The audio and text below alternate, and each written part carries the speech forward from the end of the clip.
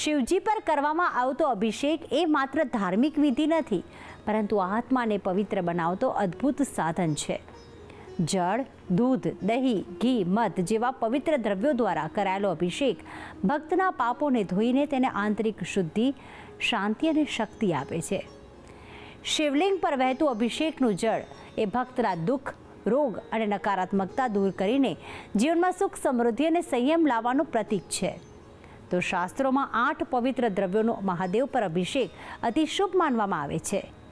તો કયા છે તે પવિત્ર દ્રવ્યો અને અભિષેકથી કેવી રીતે પ્રાપ્ત કરશો શિવ શંભુના આશીર્વાદ, જણાવશે ગુરુજી પ્રફુલભાઈ પંડ્યા.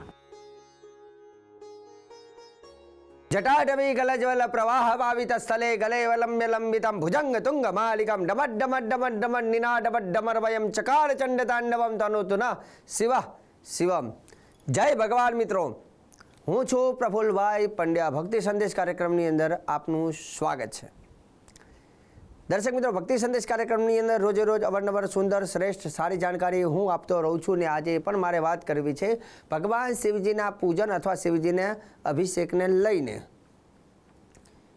મિત્રો, શિવજીની ઉપર અભિષેક હંમેશા આપણે કરતા હોઈએ છીએ, પરંતુ અભિષેકના દ્રવ્યનું પણ એક મહત્વ હોય છે. ઘણીવાર શિવજીને આપણે દૂધથી અભિષેક કરીએ, દહીંથી અભિષેક કરીએ, ઘીથી અભિષેક કરીએ, પણ એક એવી વસ્તુ છે કે જો એ 8 વસ્તુઓને એક સાથે ભેગી કરીને જો અભિષેક કરવામાં આવે છે, શિવજીને અર્પણ કરવામાં આવે છે, તો એનાથી એવું કહેવાય છે કે 10,000 વર્ષ સુધી વ્યક્તિ શિવલોકમાં વાસ કરે છે, આવું શાસ્ત્ર કહે છે. હવે 8 વસ્તુ કઈ છે?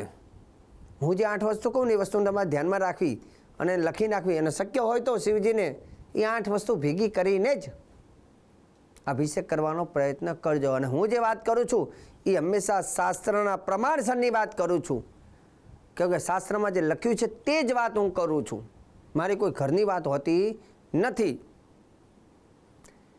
શાસ્ત્રની અંદર 8 દ્રવ્યની પણ વાત બતાવી છે, ને એના સિવાય પણ એક બીજી વાત બતાવી છે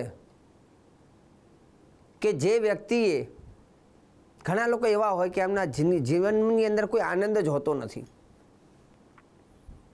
ઘણા લોકો આમ જ્યાં જઈને મોઢું ચડેલું આમને એમ હોય, આખી જિંદગી જાય, કોઈ હસે જ નહીં. અને એવું કહેવાય છે શાસ્ત્રમાં, હશે એક લોક કહેવાત પણ છે કે હશે એનું ઘર વસે. અને આ શાસ્ત્ર એવું કહે છે પ્રસન્ન મનસ સદા, હંમેશા પ્રસન્ન ચિત્તેથી, ખુશીથી હંમેશા રહેવું જોઈએ. મોઢું હંમેશા પ્રસન્ન મુદ્રા હોવું જોઈએ, ગુસ્સામાં નહીં, ઉગ્રમાં નહીં, ઉદાસીન નહીં. જે ઉદાસીન મુખ હોય ને એનો દિવસ અને એનું જીવન ઉદાસીન જ રહે છે. પણ જે પ્રસન્ન મનસ હંમેશા હસતો હોય છે ને, એને જોવાથી બીજા લોકોને મજા આવે કે હા કેટલોક હસે છે, હસતા રહેવું. અને જીવનની અંદર હંમેશા જેની જોડે બધું છે છતાંય ઉદાસીન રહેતા હોય એને ખાસ કરીને આ વસ્તુ કરવી. એવું કહેવાય છે કે આ ઉપાયથી વ્યક્તિના મુખ ઉપર અને એના જીવનમાં આનંદની પ્રાપ્તિ થાય છે. આનંદ બહુ મહત્ત્વની વસ્તુ છે. ઘણી વખત ધન સંપત્તિ ના હોય પણ માણસ એટલા મસ્ત રહેતા હોય ને, મસ્ત રહેવું ને એ પણ ઈશ્વરીય કૃપા સમજવી. એવું કહેવાય છે કે આ ઉપાયથી વ્યક્તિને લાંબા સમય સુધી આનંદની પ્રાપ્તિ થાય છે. એની પણ વાત કરીશ. આનંદની પ્રાપ્તિ માટે 8 દ્રવ્યની પણ વાત કરીશ કે 8 દ્રવ્યથી શિવલોકમાં 10,000 વર્ષ સુધી વાસ થાય છે. એના માટે શું કરવું, બધી વસ્તુને આજના કાર્યક્રમમાં ભેગું કહેવાનું છું. પહેલાં વાત કરી લઈએ આનંદવાળા વ્યક્તિની, જેને જીવનમાં આનંદ નથી ને એ લોકો માટે. તો એ લોકો શું કરવું, શિવજીને શું અર્પણ કરવું? શાસ્ત્ર એવું કહે છે, અર્ઘ્ય પુષ્પ જલોપેતમ, અર્ઘ્ય પુષ્પ જલોપેતમ યહ શિવાય નિવેદયેત સ પૂજય સર્વલોકેષુ શિવ વન મોદતે ચિરમ. એવું કહેવામાં આવે છે કે શિવજીને આ દ્રવ્ય અર્પણ કરો, જેમાં કલશની અંદર ગંગાજલ પધરાવવું અને ગંગાજલની અંદર શક્ય હોય તો ગુલાબના પુષ્પ એની અંદર નાખો. સુગંધિત સુવાસિત પુષ્પ, ગુલાબના પુષ્પ એમાં પધરાવો. ગુલાબની પાંખડી,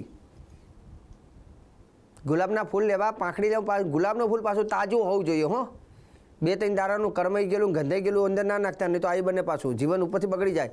કેમ કે જેવું તમે આપો છો એવું જ સામે મળે છે.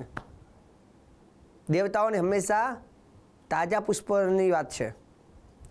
ગંગા, તમારે નોર્મલ પાણી લેવું અથવા એમાં ગંગાજલ પધરાવી દેવું, અથવા કેવલ એક કલશ ભરીને ગંગાજલ જ લઈ લો અને એમાં ગુલાબની પાંખડી નાખી દો. અને પછી જમણા હાથથી શિવજીની ઉપર નિત્ય એટલે કે રોજ અભિષેક કરો, કાં તો સોમવારે ખાસ અભિષેક કરો.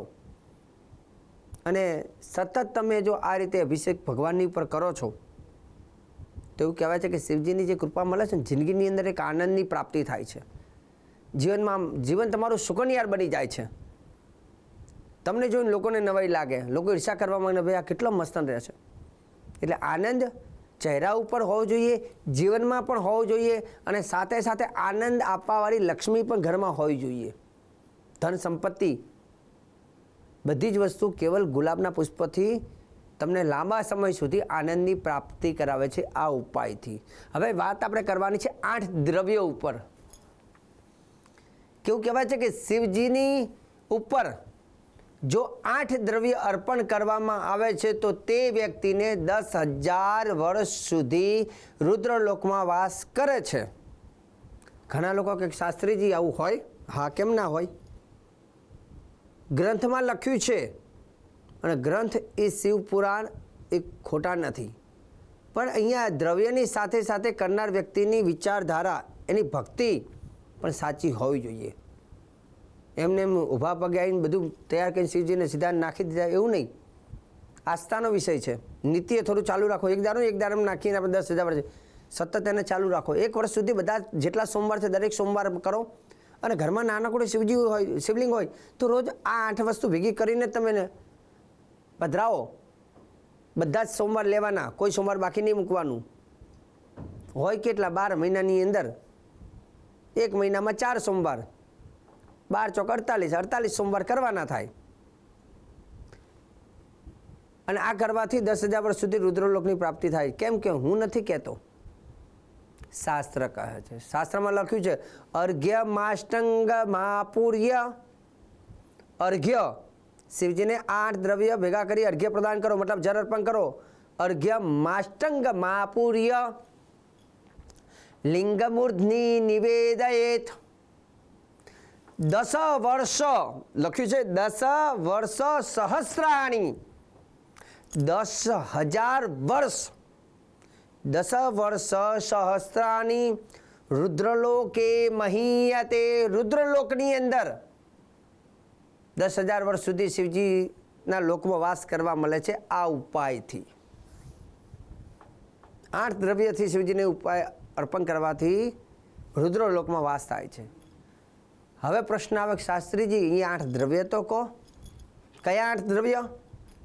તો એ પણ કહી દઉં. એ 8 દ્રવ્ય કયા? આપહ ક્ષીર કુસગ્રાણી. આપહ ક્ષીર કુસગ્રાણી દધ્યાયમ ચ તંડુલમ તિલ સિદ્ધાર્થ કૈચૈવમ અર્ઘ્યોષ્ટાંગ પ્રકીર્તિત. આ 8 દ્રવ્ય શિવજીને અર્પણ કરવાનું. ગુજરાતીમાં કહું છું 8 દ્રવ્ય કયા. હો, સંસ્કૃતમાં કીધું, હવે ગુજરાતીમાં કહું. આપહ ક્ષીર કુસગ્રાણી. આપહ એવું કહેવાય છે, આપહ એટલે જલ થાય. એક તાંબાના લોટામાં પાણી લેવું, પહેલું દ્રવ્ય. આપહ ક્ષીર કુસગ્રાણી. બીજું, એમાં થોડુંક 2 ચમચી દૂધ નાખો. પહેલું પાણી, પછી થોડું દૂધ નાખો. પછી ત્રીજો દ્રવ્ય છે દર્ભ. દર્ભ જેવો ને ડાભડો આપણે કહીએ, ડાભડાનો જે આગળનો ભાગ છે, અગ્રભાગ, કુશગ્રાણી. કુશ કહેતા દર્ભને ગ્રાણી કહેતા આગળનો ભાગ, દર્ભનો જે ટુકડો છે એમાં આગળનો ભાગ છે એ તોડીને એમાં નાખો. ચોથું, એમાં દહીં નાખો. પાંચમું, એમાં ઘી નાખો. છઠ્ઠું, એની અંદર 2 દાણા ચોખા નાખો. સાતમું, એમાં 2 દાણા તલ નાખો. અને આઠમું, 2 દાણા એમાં સરસવના દાણા, જે પીળા કલરના જે દાણા આવે ને, જે રાઈ જેવા હોય, સરસવના દાણા, એ આમાં નાખો. આ 8 દ્રવ્ય ભેગા કરી અને શિવજીને અર્પણ કરો. આપાક્ષીરક સગ્રાની દધ્યાન તન્નુલામ તિલા સિદ્ધાર્થ કૈચૈવમ અષ્ટાંગ પ્રકીર્તિતઃ. 8 દ્રવ્ય વસ્તુ ભેગી કરી શિવજીને અર્પણ કરવાથી 10,000 વર્ષ સુધી રુદ્રલોકમાં વાસ થાય છે. આવા જ ઉપાય હંમેશા હું ભક્તિ સંદેશ કાર્યક્રમના માધ્યમથી રોજે રોજ કહેતો હોઉં છું. અને ભક્તિ સંદેશ કાર્યક્રમના જે કાર્યક્રમ કહેવામાં આવે છે તે શાસ્ત્ર પ્રમાણિત હોય છે, સાચી વાત હોય છે, ઘરેલું ઉપાયવાળી વાત હોય છે.